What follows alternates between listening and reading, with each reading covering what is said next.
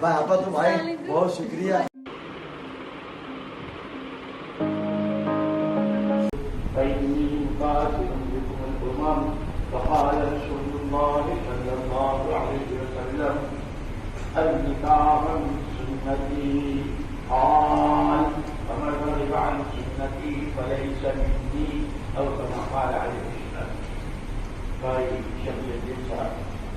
آپ نے سے اجازت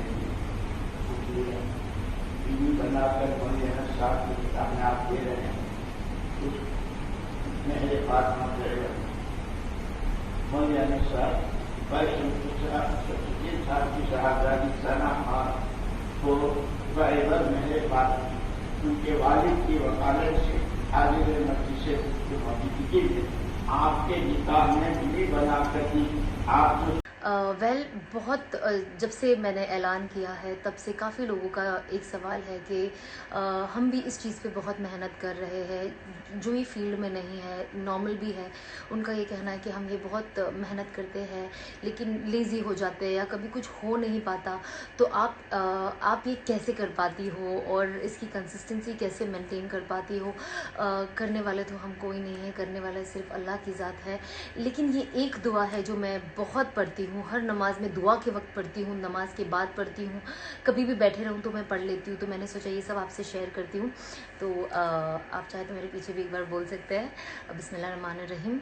یا مقلب القلوب ثبت قلبی علی دینک, اے دلوں کو پھیرنے والے میرے دل کو تیرے دین پہ جما دے. اور یہ آپ جتنا ہو سکے آپ اتنا پڑھے, جب آپ دعا مانگتے ہو اس وقت پڑھے, کیونکہ دیکھیے جیسے کہ ہم جانتے ہیں لائف میں اگر ہمیں کچھ بھی چاہیے ہمیں اس کے لیے بہت محنت کرنی پڑتی ہے اور قربانیاں دینی پڑتی ہے. تو اگر آپ اللہ سے تعلق بنانا چاہتے ہیں تو آپ بھی اس کے اوپر خوب محنت کریں اور قربانیاں دیجیے, بیکاز بنا قربانی کے ہمیں دنیا میں کچھ نہیں ملتا. چاہے وہ آپ کی نیند کی قربانی ہو یا آپ کے کچھ نہ کچھ ہم سیکریفائس کرتے ہیں کہ آج کبھی ہم پرسنل لائف میں, کیونکہ آج ہمارے ایگزامز ہے یا کچھ ہے تو آج ہم ہمارے لوگوں کو اس فنکشن میں اٹینڈ نہیں کر سکتے کیونکہ کل یہ دینا ہے, کیونکہ اس کے اوپر ہماری زندگی کا پورا دار و مدار ہے. تو یہ چیزیں ہوتی ہیں. تو جیسے ہم ان چیزوں کے لیے سیکریفائس کرتے ہیں ویسے ہم کوشش کریں کہ ہم اپنے دین کی طرف بھی اتنی توجہ دیں اور اس کے اوپر محنت کریں, کیونکہ جو انسان محنت کرے گا وہ دنیا میں تو کامیاب ہوگا ہی اور آخرت میں بھی کامیابی ملے گی. السلام علیکم ایوری ون. آج میں آپ سے ایک ایسی چیز شیئر کرنے جا رہی ہوں جو جب میں نے سننا شروع کیا مجھے واقعی لگا کہ ہاں یہ تو سچ ہے اور یہی حقیقت ہے. اور اس سال میں نے اس چیز کو بہت بار سنا اور اس پہ عمل کرنے کی بہت کوشش کی اور الحمدللہ اس سے میری زندگی میں کافی تبدیلی آئی. تو میں نے سوچا یہ میں آپ سب سے بھی شیئر کروں. شاید یہ چیز کو ہم جانتے ہوں گے, آپ بھی شاید میں کہوں تو آپ اسے جانتے ہوں گے, لیکن کبھی کبھی جب ہم اسے ایک الگ سٹوری کے ذریعے سنتے ہیں یا کوئی الگ سینٹنس بنا کے سنتے تو ہمیں لگتا ہے کہ ہاں واقعی یہ چیز نے واقعی میرے دل کو چھو لیا.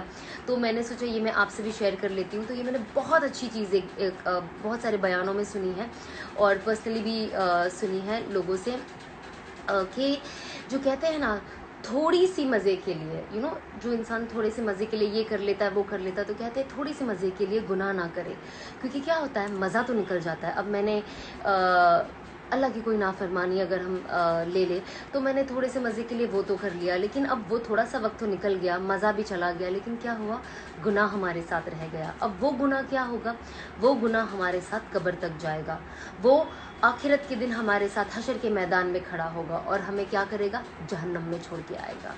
تو ہمیں کیا کرنا ہے کہ ہمیں تھوڑے سے مزے کے لیے گناہ نہیں کرنا ہے. ہمیں یہ یاد رکھنا ہے کہ یہ مزہ تو ختم ہو جائے گا پر یہ گناہ ہمارے ساتھ چلتا رہے گا چلتا رہے گا چلتا رہے گا, اور آپ تو جانتے ہیں اس کا اینڈ کہاں ہونا ہے. اور اسی طرح تھوڑی سی مشقت کے لیے آپ نیکی کرنا نہ چھوڑیں, کیونکہ کیا ہوتا ہے کہ جو تھوڑی سی مشقت ہوتی ہے نا اس وقت وہ بھی نکل جاتی ہے. جیسے کہ اب مجھے تہجد میں اٹھا نہیں جا رہا ہے یا فجر میں اٹھا نہیں جا رہا ہے نماز کے لیے, اور وہ مشقت ہوتی تکلیف ہوتی ہے, آپ سب جانتے ہیں مجھے بھی ہوتی ہے, تو وہ تکلیف ہوتی ہے. تو ہم کیا کرتے ہیں کہ ارے سو جاتے ہیں نا, اٹھ کے قضا کر لیں گے, کیا مشقت کی وجہ سے. تو کیا ہوتا ہے تھوڑی سی مشقت کی وجہ سے آپ نیکی کرنا نہ چھوڑیں, کیونکہ کیا ہوتا ہے کہ मुशक्क़त का वक्त तो ख़त्म हो जाता है, लेकिन जो नेकी रहती है वो भी सेम आपके साथ कब्र तक जाती है, हशर के मैदान में आपके साथ खड़े रहती है, और नेकी क्या करती है, आपको जाके जन्नत में छोड़ाती है।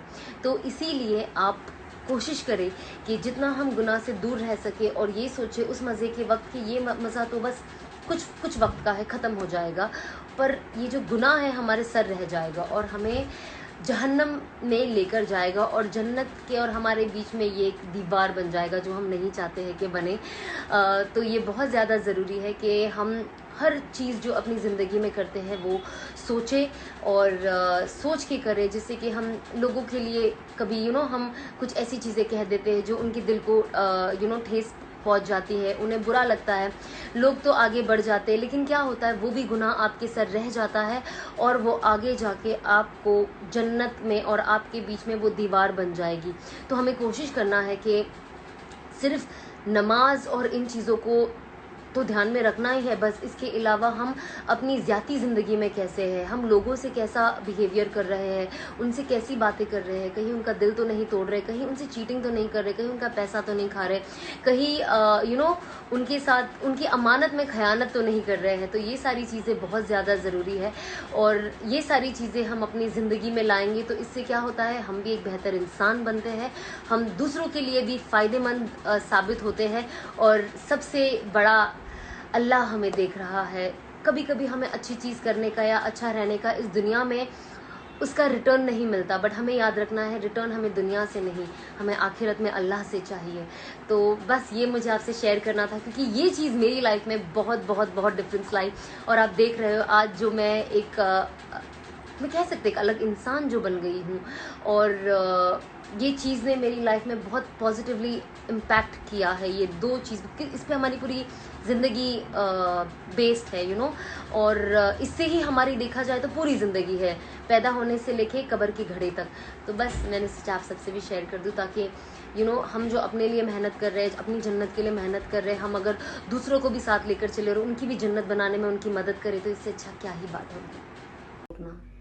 जिसे अल्लाह ने ना करने का हुक्म दिया है, जैसे कि अगर आप यहाँ बैठे हैं और आपके सामने से कोई गैर महरम निकल रहा है, चाहे वो लड़का हो या लड़की हो, उसी वक्त अपनी नज़रें झुका ले।